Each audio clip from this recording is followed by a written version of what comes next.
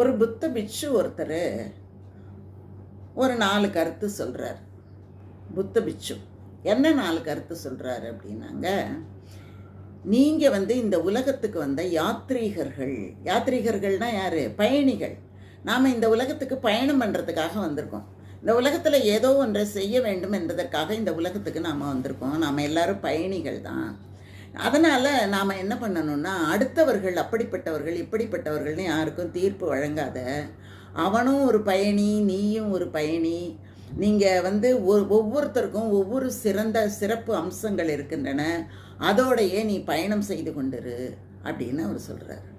சரி, பயணம் பண்ணுறது அப்படியே பயணம் பண்ணுங்கிறீங்களே, எவ்வளவோ இன்பங்கள் துன்பங்கள் எல்லாமே இருக்கே, எப்படி நாங்கள் அதையெல்லாம் கடந்து போகிறது அப்படின்னா, மகிழ்ச்சியோடு கடந்து போ.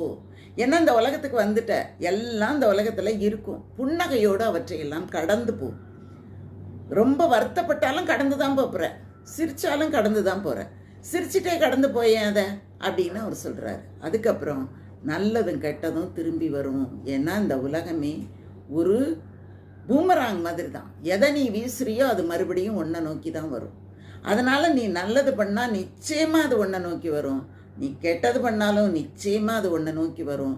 நீ அதை அனுபவித்தே ஆக வேண்டும் என்பதை புரிந்து கொள் என்று புத்த பிட்சு சொல்கிறார். சரிங்களா?